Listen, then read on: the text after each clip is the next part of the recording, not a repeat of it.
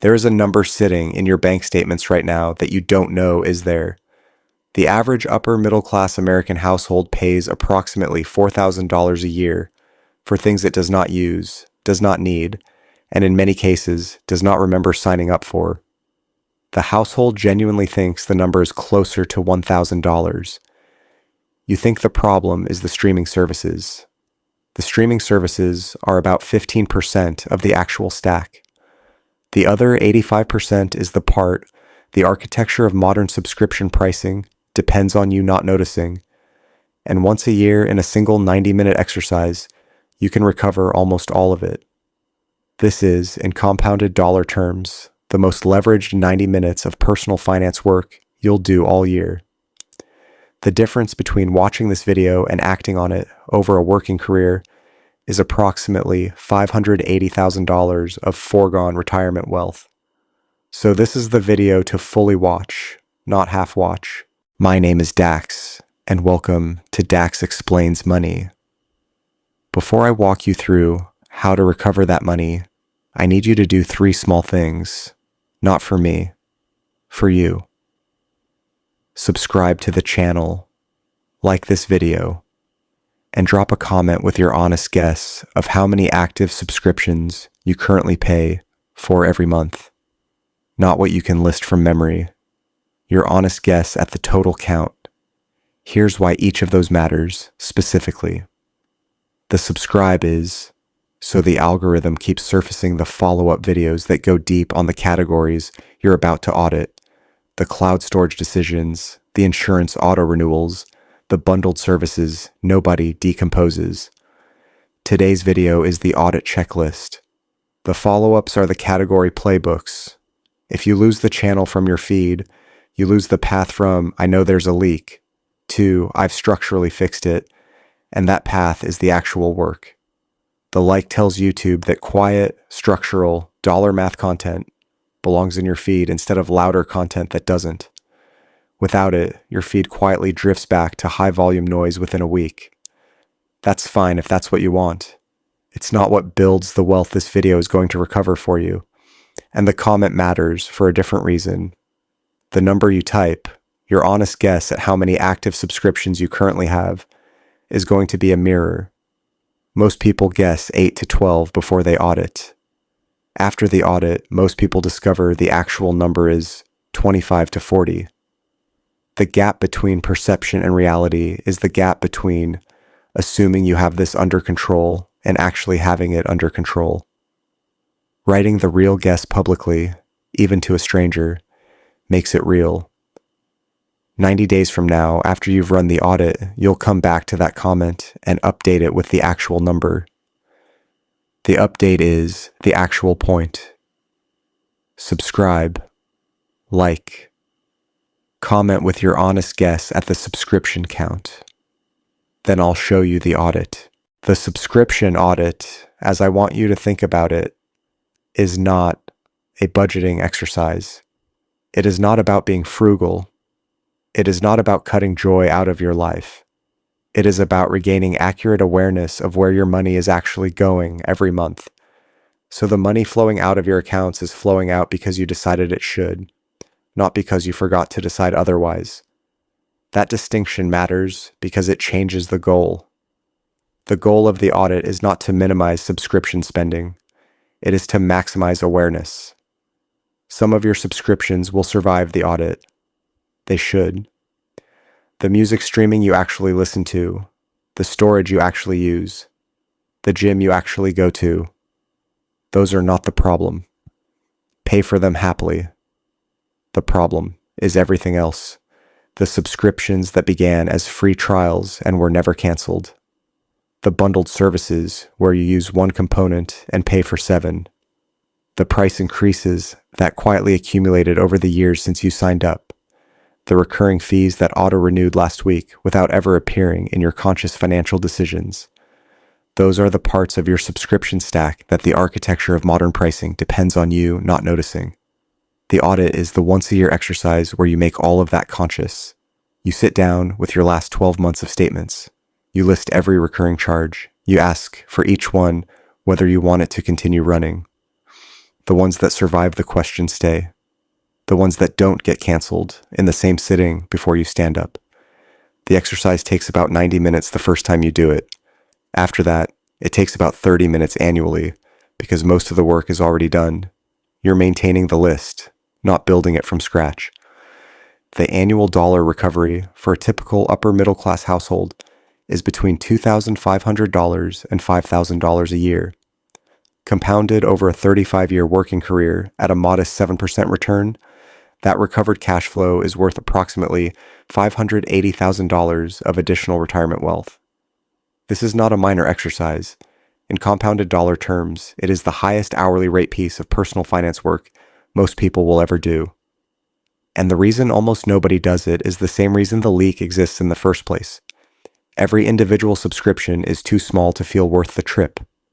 Let me walk you through why this happens structurally, so you understand what you're actually fighting when you sit down to run the audit. Modern subscription pricing has, over the last 15 years, converged on a specific architecture. Keep individual charges below the threshold that triggers a conscious spending decision in the human brain. That threshold, in most studies, sits somewhere around $15 a month. Below $15, your brain processes the charge as background noise, like a utility bill or a parking fee. Above $15, it registers as a thing I am paying for. The industry knows this. The pricing teams at major subscription companies know this. Every consumer software product launching at $4.99 or $7.99 or $9.99 a month is pricing into a specific behavioral target, not pricing to the cost of delivering the service. The threshold is what they're optimizing against. The result is that most subscription stacks today are dominated by sub-threshold charges. A typical audited household will find that 70% to 85% of their subscription count is priced under $15 a month, and those small subscriptions collectively account for the majority of the total monthly spend. You're not paying for one big subscription. You're paying for 25 to 40 small ones, none of which individually feel like a budget decision. Run the math at the household level.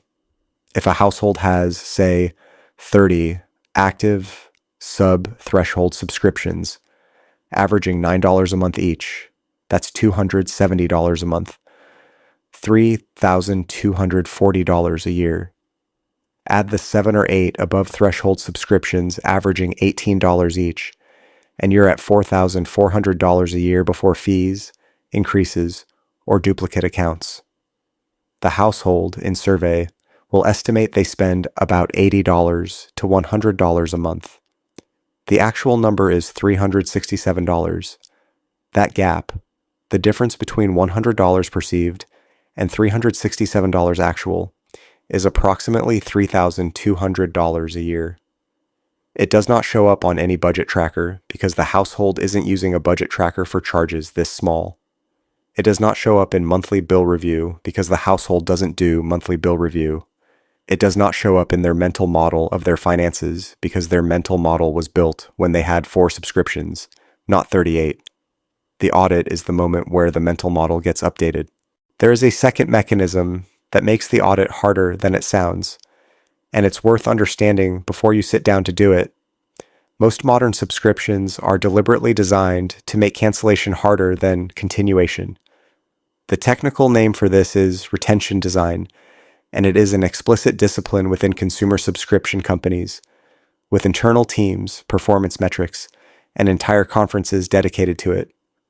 The cancellation flow is engineered. The cancellation button is buried 3 menu layers deep.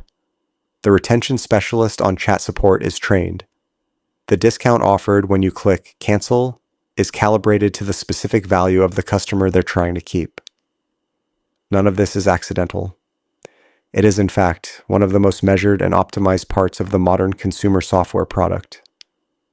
Some specific examples. The cancellation conversion rate. The percentage of users who successfully complete a cancellation within 5 minutes of attempting one is typically between 30% and 50% on consumer subscription platforms. The other 50% to 70% give up, get distracted, run out of time, or accept the retention offer. That gap is engineered. It represents real money to the subscription company. It also represents real money to you. When you do the audit, you have to be prepared for friction. The cancellation flow for a $9 monthly service might take 15 minutes the first time you go through it. You will be asked to confirm 3 times. You will be offered a 50% discount. You will be routed through a chat support window. You will be told that this is your only chance to lock in this price. The pressure is engineered. The friction is engineered.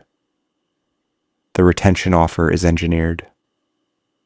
Your job during the audit is to push through the friction, decline the retention offer, refuse the chat support's attempt to keep you, click through every confirmation screen, cancel the subscription, then move to the next one in the spreadsheet and do the same thing.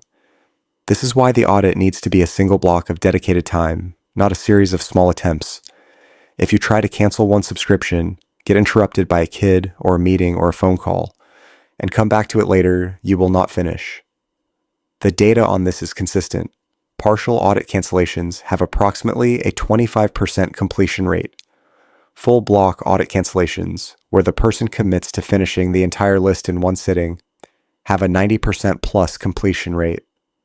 The 90-minute block is the structural intervention. Without it, the audit becomes a permanent item on a to-do list, and the leak continues. The third mechanism is one almost nobody tracks, and it's the one that makes the annual audit a recurring necessity rather than a one-time exercise. Subscription prices don't stay flat. They creep upward, usually $1 to $2 at a time, every 12 to 18 months. The price increases are deliberately staggered to stay below the threshold that would trigger a cancellation review on the customer's side. A streaming service that was $7.99 in 2014 is now $19.99 for the same tier of service. A cloud storage tier that was 99 cents is now $9.99. A productivity tool that was $6 is now $14. Across the typical subscription category, prices have approximately tripled over the last decade. Your perception of what each service costs has not adjusted with the actual price. Here's why the perception lag matters. When you signed up for a service in 2018 at $9.99 a month, your brain stored $10 as the price of that service in your mental index. The service has since raised prices 3 times. It's now $15.99. Your brain still processes the line item as about $10. You have, on average, been paying the increased price for the last 12 to 18 months without noticing the increase. Across a stack of 30 sub-threshold subscriptions that have each crept up by $3 to $6 over their lifetime, the cumulative price creep is approximately $1,400 a year. That's $1,400 you're paying that you didn't really agree to pay, except in the technical sense that you agreed by not canceling when the prices went up. The annual audit catches this. It resets your perception of what each subscription actually costs in the current month, not what it cost when you signed up. That perceptual reset is one of the most valuable things the audit does because it lets you reevaluate whether the current price is still worth it. If you do not run the audit, the price creep compounds invisibly forever. Every year, your subscription spending quietly drifts higher by 5% to 10%, even if you don't add any new subscriptions. The drift is the silent inflation rate of your subscription stack, and it is one of the highest rate inflation lines in your personal economy. The fourth mechanism is the subtlest, and it's the one that makes people fail to cancel, even after they've identified subscriptions they don't use. Your subscription stack, in aggregate, becomes a baseline expectation in your life. Removing any individual subscription feels like a small downgrade, like a quiet admission that you can't quite afford the version of life you've been having. This is not a logical reaction. It is a psychological one, and it's surprisingly powerful. People who run the audit honestly will often identify 12 to 20 subscriptions they could not defend keeping if asked directly. The dollar value of those subscriptions might be $150 to $300 a month, meaningful money. And yet, when it comes time to cancel them, they often cancel only 3 or 4 in the moment and tell themselves they'll get to the rest later. The later rarely comes. 6 months after the audit, in most cases, the unused subscriptions are still running. The person has, by every measure, decided not to keep them. They just haven't quite canceled them. The decision and the action have diverged, and the gap between the two is the money. This is why the audit needs to include the cancellations in the same sitting, not as a follow-up task. Every subscription you've decided not to keep needs to be canceled before you stand up from the audit. If you allow yourself to defer any of them, you will not return to finish. The behavioral data on this is consistent. People who cancel in the same session as the audit complete approximately 90% of their identified cancellations. People who try to cancel later complete approximately 30%. The single largest determinant of whether the audit produces actual dollar recovery is whether the cancellations happen in the same block of time as the identification. Now let me make the dollar math unavoidable because the numbers are what justify the 90 minutes. A typical upper middle class household, before any audit, has an annual subscription spend of approximately $4,500 a year. After a serious first audit, the same household's subscription spend drops to approximately $1,500 to $2,000 a year. The annual recovery is between $2,500 and $3,000. That recovery, if redirected into automatic investing rather than respent elsewhere, compounds. At a 7% average annual return over a 35-year working career, $3,000 a year compounded becomes approximately $440,000 in retirement wealth. Run the math at the upper end of the recovery range. A household that runs an aggressive audit and recovers $5,000 a year, compounded over the same horizon, ends up with approximately $735,000 of additional retirement wealth from the audit ritual alone. This is the math that justifies the 90 minutes. It is also the math that justifies the annual recurrence. A one-time audit recovers some money. The annual audit, run every year for a working career, recovers many multiples of that because it catches the price creep, the new subscriptions that accumulate each year, and the slow drift back toward overspending that occurs without active intervention.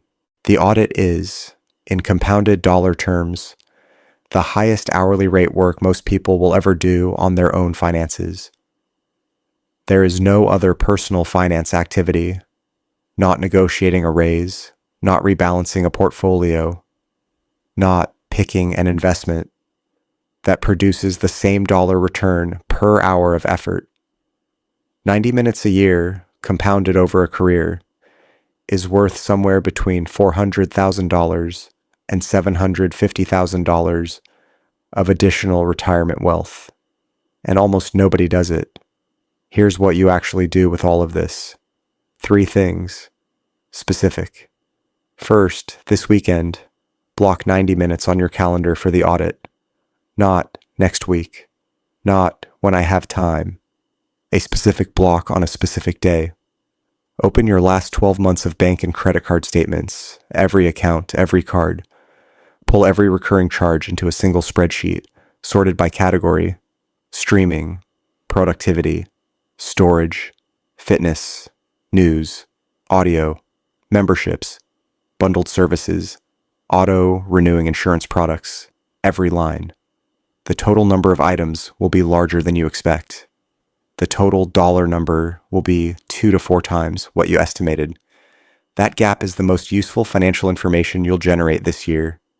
Second, for each line, apply the 2-question test. Question 1, have I used this service in the last 30 days? Not, could I imagine using it? Not, I might need it later. Actively logged in, used, opened, consumed.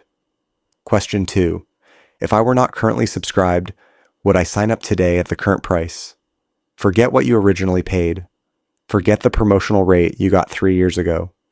Look at the current price and ask whether you'd voluntarily start the subscription fresh at that number. If the answer to both questions is yes, the subscription survives. If the answer to either question is no, cancel it in the same sitting. Not after you walk away, not later this week. Right then, before you stand up from the audit. The cancellation has to happen during the 90-minute block, because if it doesn't happen then, the available data on subscription auditing suggests it almost certainly won't happen at all. If a retention flow gives you trouble, and several of them will, push through. Decline the discount offer. Refuse the chat support's attempts to retain you. Click every confirmation screen. The friction is engineered. Your awareness that it's engineered is your defense against it. Third, schedule the next audit before you stand up. The single most important thing the audit does is establish itself as a recurring ritual. Add a recurring calendar event for the same time next year. Title it Annual Subscription Audit. Set a 1-week prior reminder. Make it as automatic as your tax filing. The audit is only valuable if it actually happens annually. Once you skip a year, the price creep and accumulation patterns reassert themselves, and the dollar recovery is no longer recoverable. Tell your partner about the ritual if you have one. Make it part of your shared financial calendar. The two of you, sitting down for 90 minutes once a year, will recover more compounded retirement wealth than most of the other financial decisions you make in the same year combined. There is a number sitting in your bank statements right now that you don't know is there. It is between $2,500 and $5,000 a year on average. It is, in compounded retirement value, approximately $580,000 over a working career. It is invisible because the architecture of modern subscription pricing was deliberately designed to keep it invisible. Sub-threshold pricing, retention design, price creep, and lifestyle calibration are not bugs in the system. They are the system. The system was built to recover that money from your bank account every month while making sure you didn't notice. The audit is the once-a-year ritual that makes the system visible to you. It's not complicated. It doesn't require any specialized financial knowledge.